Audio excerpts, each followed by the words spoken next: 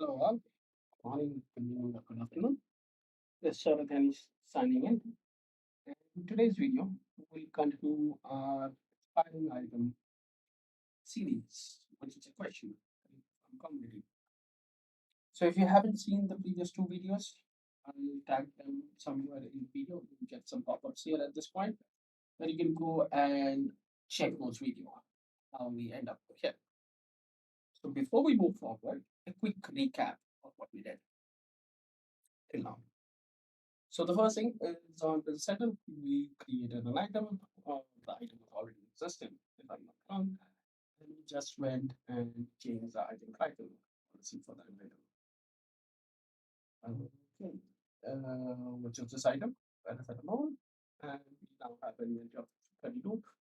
What we did is we went into the lot expiration and understood how manual lot entry and expiration date kind of you set it up in Business Center, which is by going in here. And if you have to set it manually, you enable this. If you want to uh, define it based on a formula, which makes sense for some of the items that you have, then you can use the expiration calculation. Next thing we did some sales and purchase transactions, which created some item ledger entries with the associated field of lot number and expiry date. Then in the next video, we created a report of expiry. I don't remember the name, but something like this. Item expiry. No, let me search for it. HTH. That's our previous. Sample ledgers, item list, expiring items. Here you specify the date formula, and based on that, it generates how many items are expiring in uh, from the work date till the date formula that you have assigned. The report doesn't look good. You can surely change it. The source code is available on GitHub, so not a problem. So that's just a quick recap. Now, what we are going to do in this particular video, let's come to that. In this video, we will try to uh, send an email of uh, these expiring items using code and business center. So this is shifting toward the emailing part in business center, custom email. So hope the flow is set and we are good to go.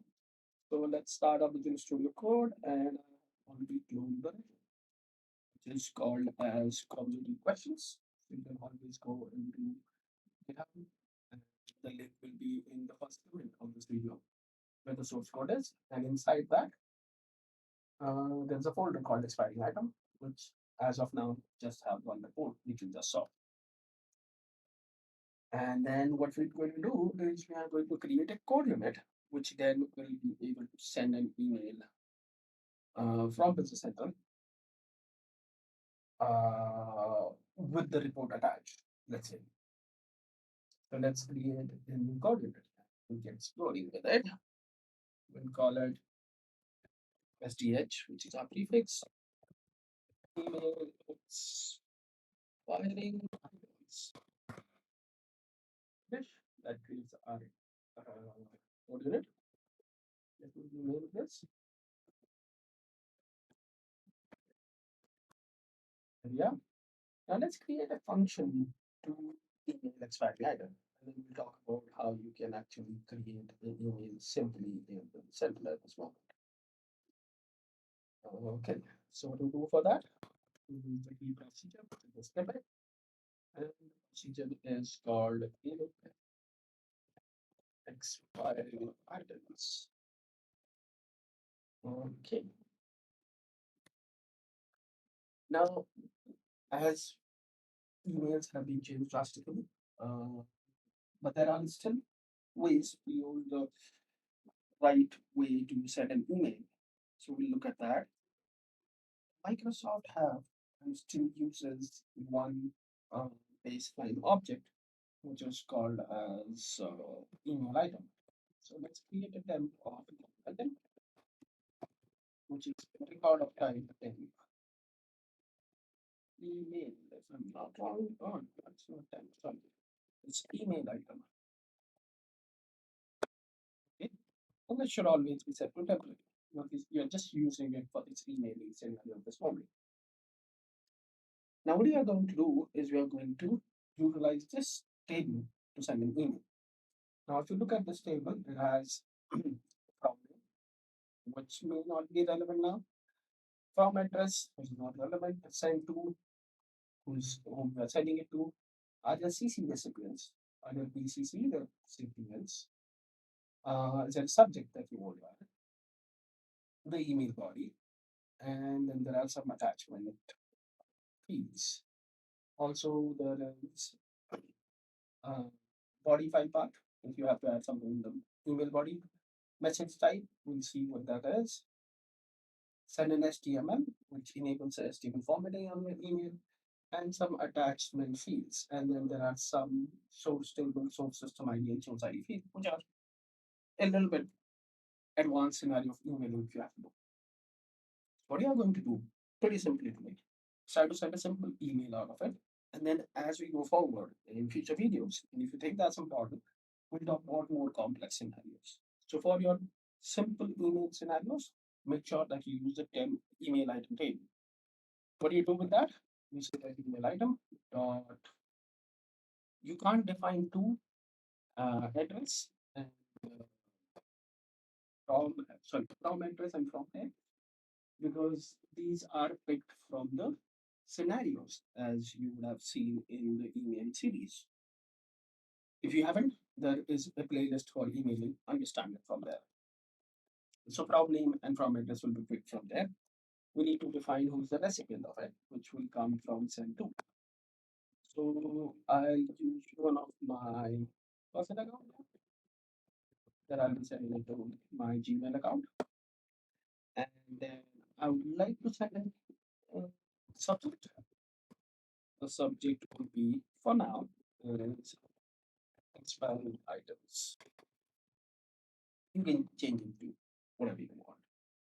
And then let's do some basic skipping stuff, which is it should be the text formatting, which is it should be not in the it should use the formatting that's available. And then the next is we need to set up the email body. Now, when you look at the body field on into it, it's a blob. Now, it can be a complex blob that you can put into it. But if you have to add a simple blob, I think there is a method in there to set the body. So let's go into that and see the method list. Okay. So the function is called set body text. If you pass it the text value, it will automatically convert it into a blob, and then attach it into the field respective to it. So what we'll do, we'll utilize this function to type a simple email body, which is this. And then we need to give it a text. So let's give it a text. Say ID. Because it's HTML formatted, it'll understand HTML tags. So I'll do a break, which is the line break. And then I'll say so uh, items just to keep it simple. So that attaches the email body. Now the next thing that we need is to make sure that the report get attached into this email. So what we'll do is we'll create a method called add report PDF to my temp email item. It's easier to keep it separate, but to keep it clean also. Now this method is supposed to generate the report and then us attach it to the email item. So what is our report called? Our report is called expiring item. So let's create a variable for it. Okay. Expiring items. Should be a report of expiring items. Word expiring item need, when you look at the report, you will notice that there is a request page where you need to set how you, from the work date, how many days you want to go behind, and then it shows you the calculation of that based on the till expiring formula. Because this is then used in your data item to filter out expiration date from the work date in the expiration date calculation, which happens here. So somehow we need to set this date formula in the report. So how should we do it? Let's create a procedure which is very common in most of the report that you'll see from Microsoft. Let's create a procedure here. Let's do a procedure and call it as step parameters. And you can pass as many as you want. And we'll say new date formula. Okay, so it's a date formula. And in this method, what will happen is it will assign this to my till expiring date formula with the new date formula. What will happen with this? This variable will kind of get initialized and rest of the calculation will work as it is. But because this method has to be called from outside, cannot make it local. So let's do this. Now we need to call this to set the new date formula. Okay, that gives us something. So what we now do, we call the set parameters where we need to pass a new date formula. As of now, let's assume we want to set it for 1 week. So 1 week. And since you cannot do it because it's a text and you cannot evaluate it to a date formula. So I'll have to create a variable, let's say new date formula, and then I can do the evaluate of my in my new date formula, the value will be 1 week, which will convert or translate this text into the uh, date formula. And with that, then I can pass the new date formula. So now good. Every time I'm running this code, it will automatically set my date formula to be 1 week. It's fine till formula. So that being said, now we need to run this report so that it gets saved. So how you run and save a report? You say it's an item dot save as. That's a method which accepts parameter, a format for report formatting, downstream, and then also a record ref which is optional. Where if you notice the outstream is set to be where. That means anytime the save as is called, the output of that report will automatically be stored in this outstream. So let's call this. So that's it. Let's see what the parameters were. Before I forget, the first one is parameter. We don't have any. The second is format, which comes from import format. And I would like it to be, you can choose anything. I would like it to be PDF. And then I need to save it on outstream. So let's call it all outstream and we'll define it now. So now you go ahead and you define your outstream variable.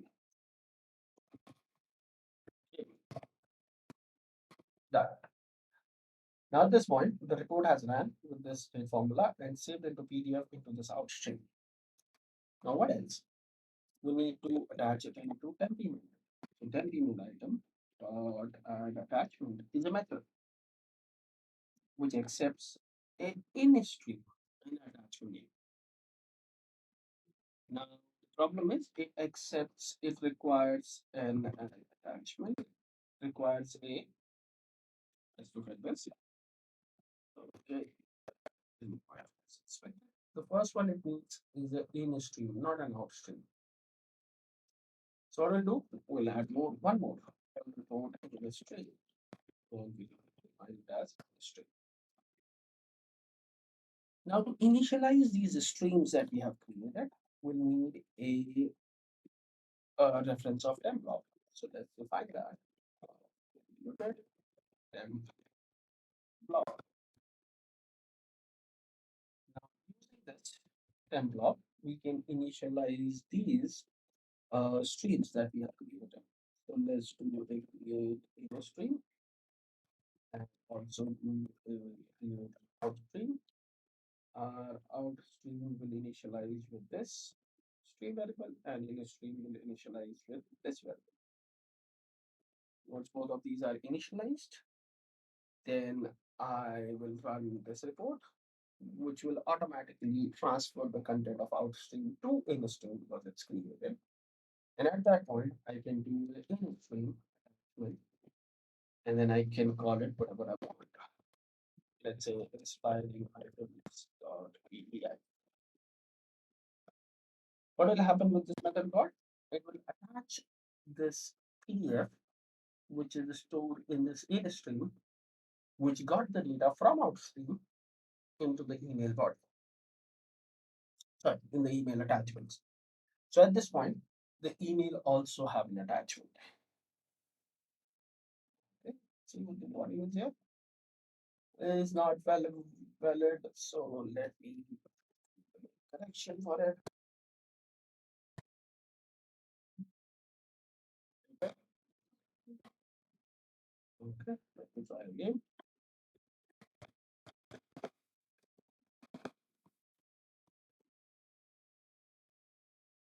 It doesn't like me that way. Okay, let me do it manually.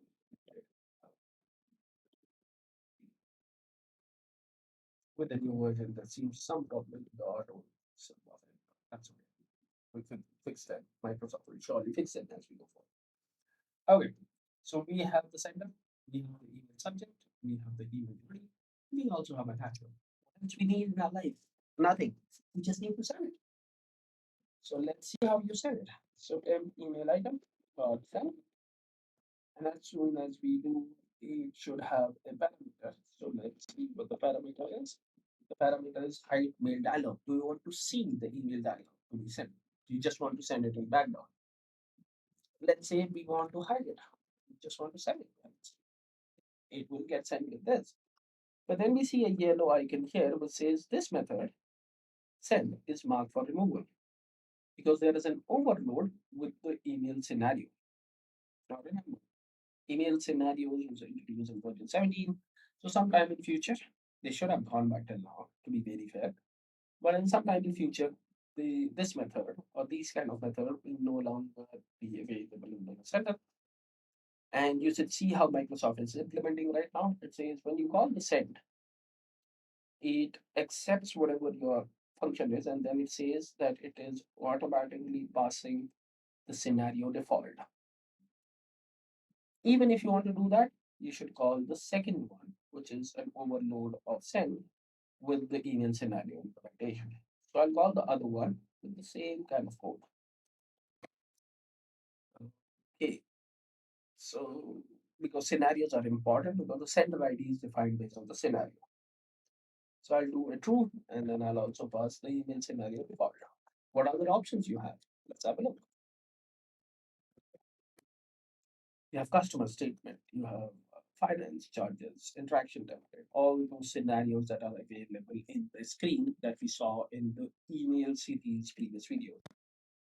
If you don't know anything, if you're not sure about which scenario it fits in, you can always use default because there will always be a default scenario.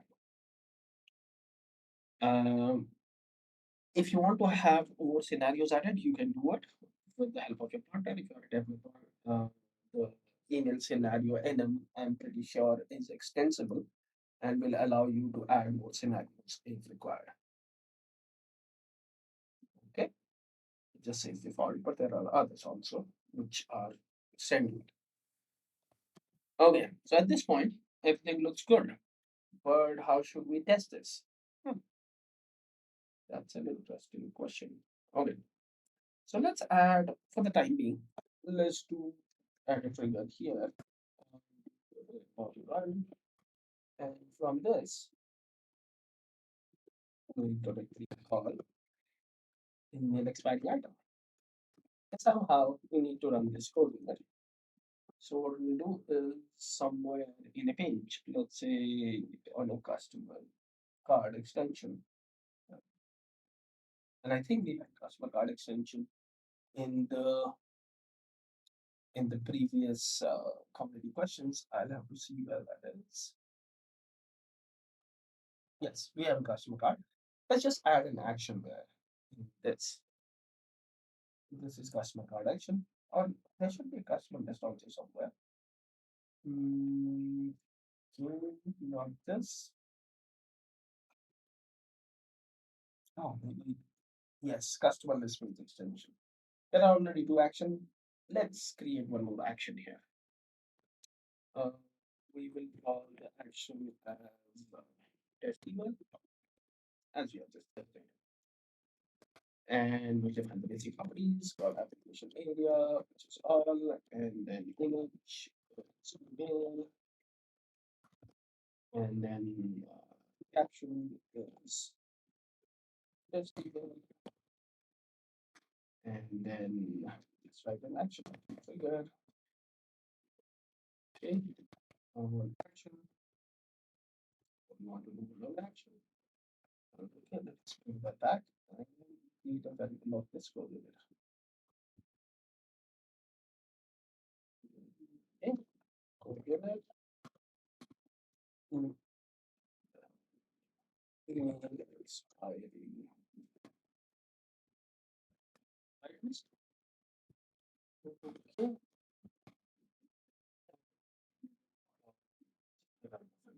because it's already there. If you want to call the method itself, you just need to make it public. So let's do that. Let's not run the at this moment. Let's see how we'll do that. Let's remove the local format. Let's call the email expiry item. Okay, email expiry items. Now what this action will run, will execute the code that's there and will show it. What this is, the tooltip is missing. So let's add the tooltip with the ACL extension. Right? Tooltip. Add the tooltip. All that is done. The action is added. We have done most of the code. If everything goes well, we should see an email popping up on our inbox with the attachment of a delay of 1 week from work date. And that's important to remember that it is from the work date, not from the system date when you're calculating it. So let's wait for this to publish and then we'll see how that works. Now, if you have other scenarios, or you have complex email scenarios, let me know. There are more things that you can do with the temp email item or email item. I always call it temp email item. What you can do with the email items? The only thing is, I didn't want it to make this one complex because the need for this email was a pretty simple email. But if you have where you need a good email body, where you need multiple attachments into it, or if there are CC scenarios, BCC scenarios, you can all do that with this table itself. Let me, before I move forward, let me show it to you. I forgot to show it to you. But you can do a temp email item dot send CC, send BCC. So you have all those options available there. There are other options in this table itself, which will make your email journey simpler if you use them in the right way. So if you have other scenarios while you're watching this video, just add those scenarios into comments or send me an email, and I'll make sure that we'll talk about it in future. So let's see where our action went. This is not. Should we test email somewhere? I should have promoted it using the new action promotion property, which I did not do. But okay, somewhere we'll find it. And if you don't find it, that's okay. But here it is. Test email. So before we click on this, let me bring you back to my inbox where there are no emails right now on the side items. The last email was sent to my email ID for something else. But I can now click on test email which will run the codes that we have written, execute the report, and everything goes well. We should see a email here called this. Now, this email went from my email ID to my personal email ID, which I would not prefer to open my inbox here. With the subject uh, expiring items, with the email body as ID, please find attached item expiring, which is not the right word, but let's assume. And then in the PDF, which you can open, show you the same report we saw earlier in attached into an email. Now, that's what kind of the idea of this video. But before I let you go, let's understand what you're going to do in the next video about it. Because the actual request was, can I schedule it on the job queue to run it in a schedule automatically? That's what we are going to do. The other thing that we're going to do is we don't want to fix it to 1 week. So while we are scheduling it in the job queue, we want to make it dynamic so that the people can set based on their preferences that they want 1 month, 1 day, 1 week, or 2 weeks down the line. And then we will test it on the job queue. So make sure to watch the next video also in this series where we'll talk about how you can schedule this into the job queue. Before we leave, let's quickly recap what we did. We utilized the email item table to prepare an email which uh, needed the basic properties of send to, subject, email body, uh, and for attachment, what we did is we executed the report by creating a new function in the report itself called set parameter, where we set the parameter that are mandatory for report to run. Then we use the save as method on the report, which gives us flexibility to save the report in PDF, Excel, HTML, and Excel. And then the output of that got saved into Outstream.